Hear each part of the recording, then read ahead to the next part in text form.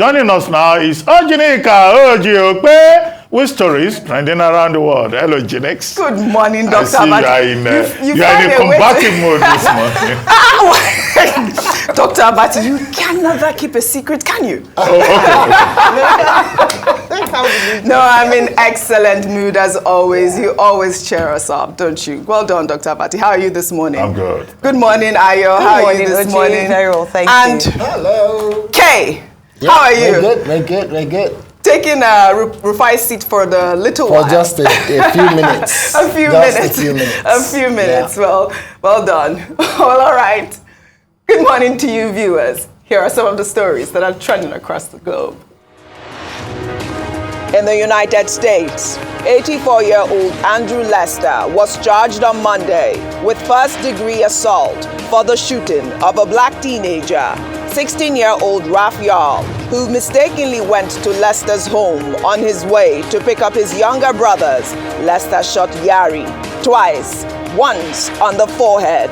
The shooting outraged many in Kansas City, Missouri, and across the country, with civic and political leaders, including President Joe Biden, demanding justice. The prosecuting attorney said the incident had a racial component.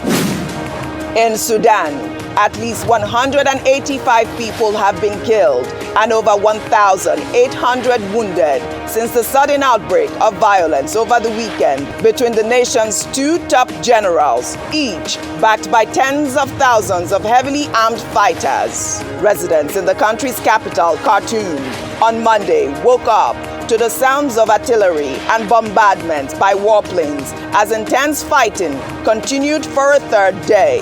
The US, the UN, and top diplomats across continents have called for a ceasefire. In the cause of peace, to support efforts to end the violence, restore order, and return to the path of transition.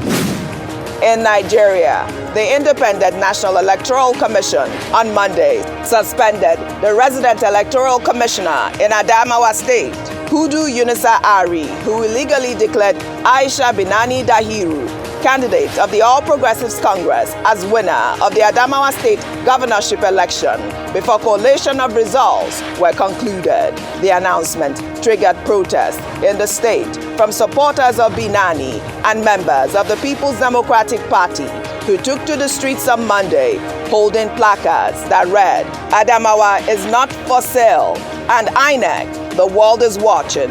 What Adamawa people are demanding is that they want the coalition to continue as INEC has directed, so that there will be peace in Adamawa State.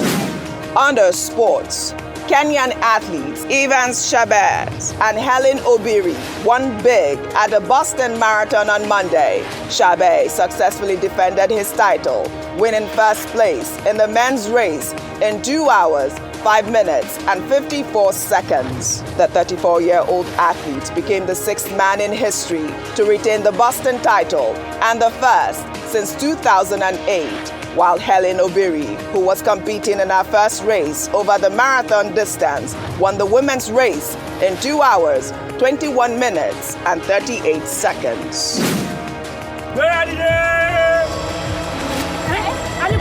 Finally, under entertainment, Nollywood fans have reacted to the glaring snub of actor Kunle Remi, who was the lead character in Kunle Afolayan's Anikulapo, which snagged 16 nominations at the 9th edition of the 2023 Africa Magic Viewers' Choice Awards, announced on Sunday.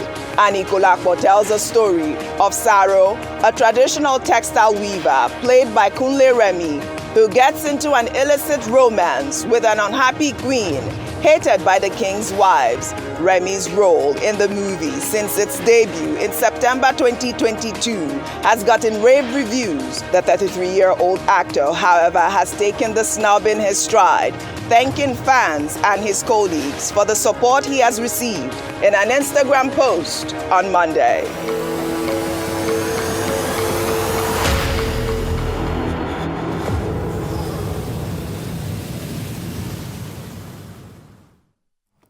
Well, let's begin what's trending with reactions trailing the arrest of Bishop Daniel Oluwafeyiropo founder of Irene Christian Ministry, for allegedly raping 2 of his church members.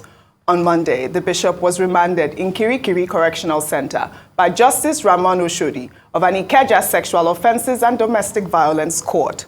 The clergyman pled not guilty, and his counsel requested bail, which was granted by the court in the sum of 20 million naira with 2 sureties. The judge also ordered the defendant to deposit his international passport with the chief registrar of the court after prosecution argued that he was a flight risk. The pastor came into limelight after predicting during one of his sermons that Nigeria's president-elect, Bola Ahmed Tinubu, will not be sworn in as president of Nigeria on May 29th, but instead will be arrested on Inauguration Day. How will this revolution start? Hear me. How will the revolution start? Somehow, the information will spill out that the election was rigged. Then the youth will get to the street. It won't just be Lagos. It will be almost every state of Nigeria. The youth will get to the street and they will start the protest. These protests will lead to a revolution. Peter Obi will go to court. He will go to court. And the day for swearing him, Tinubu, will come. I saw white, I saw green. About to be sworn in that day. And everybody that I said is the next president will be rejoicing. They will say, yes, I told you. And while at that event, it looks like a very open ground, like a stadium-like center. I'm telling you what will happen. So, while at that event, military men will come in and they will arrest Tinubu. And at that point, an interim government will rule Nigeria. Well, this whole issue has caused a lot of debate on social media, whether or not it was because he talked about Tinubu or he actually raped those women, which is the main conversation for me right now. But you know, on Monday, the pastor posted a video where he stated that during a church service that the allegations against him were untrue and were politically motivated. I know for sure that all the attacks against me are politically motivated, and the goal is to discredit my voice as a prophet because I took a stand. Well, let's take some reactions. This is from Omolere, who wrote, Bola Tinubu has not been sworn in. He is already going after pastors. Touch not my anointed. You may keep quiet today because he is not your pastor or because you support APC. It will soon be your turn. First, it was Prophet Tomi Arayomi. Now, Bishop Daniels. Well, Pastor Sam wrote, your prophecy must not contradict the law of the land, for we know in part and we prophesy in part. Wisdom is profitable to direct. Even when God told you something and you knew it was going to contravene the law of the country, you need to apply wisdom. I mean, I think that Prophet Sam's tweet right there is quite apt. I mean, I cannot say what pastors should say or what pastors should not say at this point. I'm not a lawyer. But the main issue really at this junction is whether or not he raped those women. We have seen this type of stories. Ayo, I want to start with you because we've seen these prophets, you know, that have been convicted of rape, yes, raping their, you know, members and yes, all of that. And even when my mother died, I believe I got some messages regarding this particular pastor. And, you know, the message was about 2 women complaining that he had raped them. I mean, I couldn't verify the story and I was going through my whole mess. So, I mean, and I also heard that he had been arrested once because of the rape charges as well. I don't know what your thoughts are. Yes, I mean, rape is a very serious issue in Nigeria. For over the years, they've tried to get a strong conviction for it, and currently, minimum, depending on where you're looking, criminal code under the penal code, minimum sentence, if found guilty, is 12 years, and maximum is life imprisonment in Nigeria. So it is a crime, as recognized in Nigerian law. However, the burden of proof is that when you charge someone to court an allegation of rape, it must be proven, or it should be proven. And usually the challenge in a conviction is trying to get the proof. It's one of those crimes that the proof is quite difficult to obtain because of what's involved in it. However, in terms of Bishop Daniel, as with you, initially when this his prophecy became quite popular, especially before the elections, I'd done a quick search on him because just to find the authenticity, the background of the bishop. And one of the things that came up on the first page were these allegations by these two church members. He's not the first person as a cleric who would be accused of such. Therefore, I wouldn't say it's a surprise. However, what some people have said in terms of likening it to persecution because of what he has said is what then becomes a topic of conversation. That is this a targeted, yes, as we've often said, you have a crime, it's targeted because he said something that does not sit well with powers that be. Again, you cannot take it away from what recently happened with Prophet Tomi Arayomi. What Nigerians have feared is the suppression of religious freedom, and that a crime that's done can then be used against you, because the same fervor should be used to arrest immediately the man, Malam Yuri in Adamawa, who has been accused. And on this show, we said the same. So it shouldn't be seen as different sets of law or action depending on who you are in Nigeria. That's where the challenge is, the swiftness of this and the fact that it's come just after he's made these claims. Absolutely. Dr. Bati, really quickly. Well, I think it's important that we make a distinction between the law and shamanism. Because the entire, structure of your presentation is trying to say, oh, there's a connection between what the bishop said and, maybe politics. And it's unfortunate because that's the rhetoric on social media instead of the main issue. No, there are two separate things. A pastor is not above the law. Yes. At issue here is that this particular bishop is being accused of rape in two instances. Of having unlawful carnal knowledge of a female Homo sapien the first time and the second time. Two female Homo sapien in this particular case. And rape is a very serious crime in Nigeria. Section 357 of the Criminal Code, Section 358 of the Criminal Code, Section 282 of the Penal Code, Section 1 of the Violence Against Persons Prohibition Act of 2015.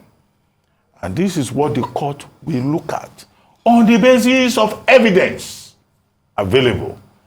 Now, the Domestic Violence Court in Lagos, acting under the criminal laws of Lagos State, has now said he has a case to answer.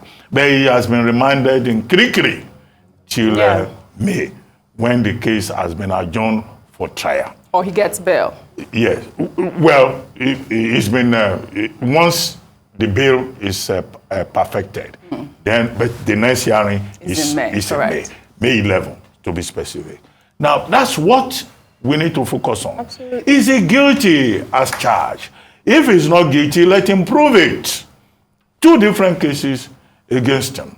So, a pastor does not enjoy immunity under the laws of the land.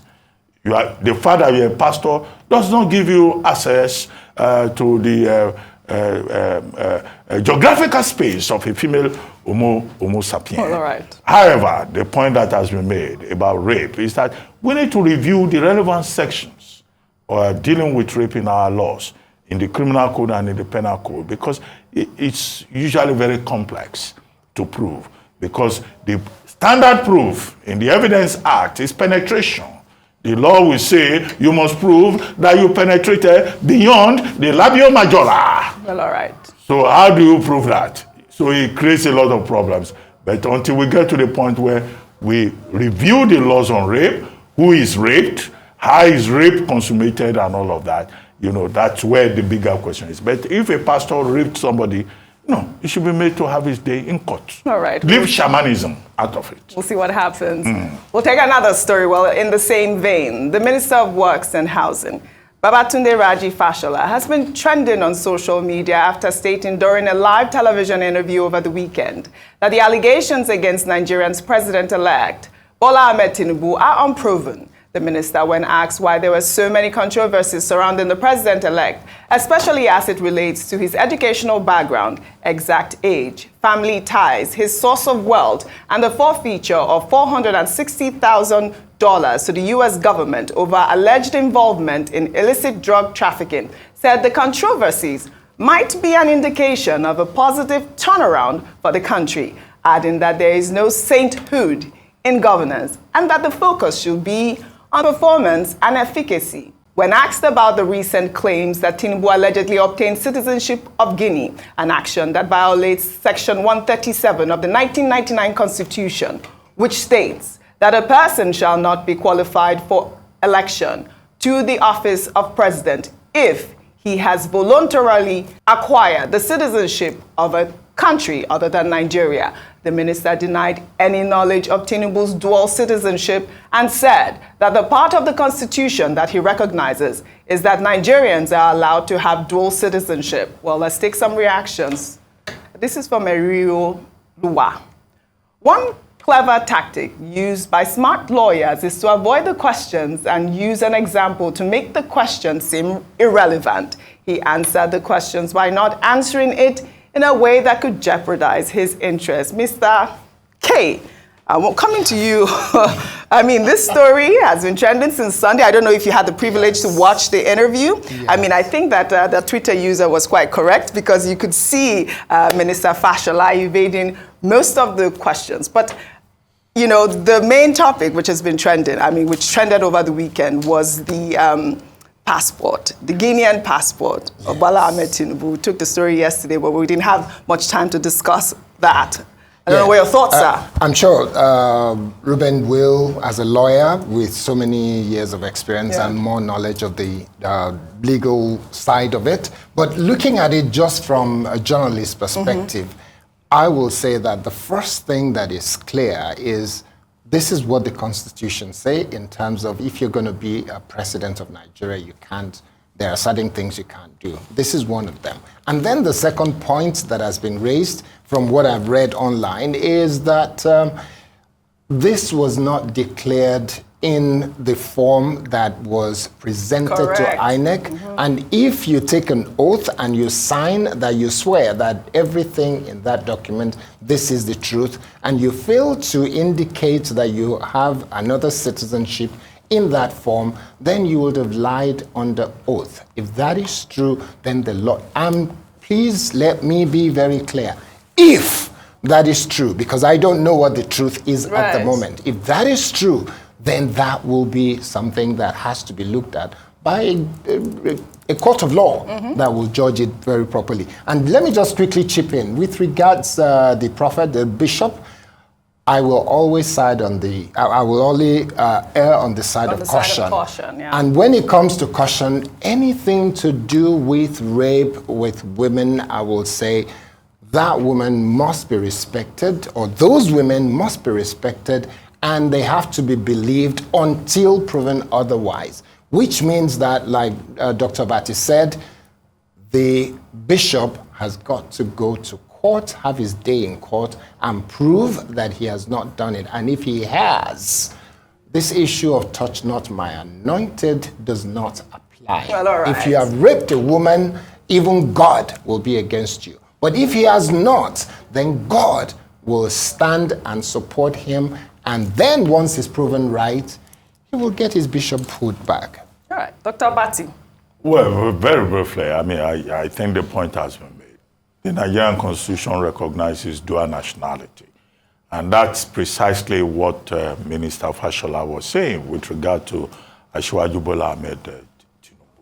Although some people have been quoting Section 317 sub 1, saying that, oh, if you have the nationality of another country. But what people must be reminded of is that you don't read one section of the Constitution in isolation. You read the Constitution conjunctively. Because if you go to Chapter 3 of the same Constitution dealing with citizenship, it makes it very clear that, look, if either of your parents were born in Nigeria or you were born in Nigeria, then you are a Nigerian citizen. So I don't think that in the eyes of a reasonable person, anybody will say, oh, Bola Ahmed Tinubu is not a Nigerian. within the purview of the law. And there is no evidence that he has renounced his citizenship. So there's no evidence of renunciation. However, the key issue here is that perjury. What did he put in his form? EC89. I've seen some documents online, but are those documents valid? Right. The people who are making the allegations, can they prove it in court? And that was why I said yesterday that, you know, whoever is aggrieved should go to court, which is the Nigerian mantra, instead of, you know, propaganda or emotionalism that we have seen around the subject. But one major point that Minister Fashola made that I think is important is that he said there are no saints in politics. Whether it's in where it was with specific reference to Nigeria, where you won't find saints anyway. Also in England, where the Prime Minister is now the subject of an investigation by the Ethics Committee. Nor will you find it in the United States. So no saints in politics. I think that's something we can reflect upon. Right. You know, but of course, naturally, you will expect, you know, Minister Fashola to support his principal, whom he says is a man of immense capabilities. Absolutely. I mean, I believe I have 1 more minute left. I can hear the director playing a sound, but I wanted to take a story about quintuplets in our car. I don't know, I sent you that video. I wanted to talk. The governor of Anambra State gave 2 million naira to those beautiful parents with their children. I thought it was such an amazing story. And a really great way to, you know, that's it's part of good news. You know, we often talk about things not working, but to see the governor respond in this manner socially, I thought that was fantastic. And congratulations to the parents of 5. Yes, 5. It's amazing. We haven't seen that anywhere. It was a great, great story. Excellent. Well, you all, thank you very much for your wonderful contribution, as always, on What's Trending. Dr. Abati, I can see that smirk on your face. Congratulate Mr. Tochukwu. Tochukwu, that's the to tell him, Naman you be. Naman you be. So people are struggling to do one, the man just shoot 5. There are some people you told me, I think that she got too fertile. Didn't you say that?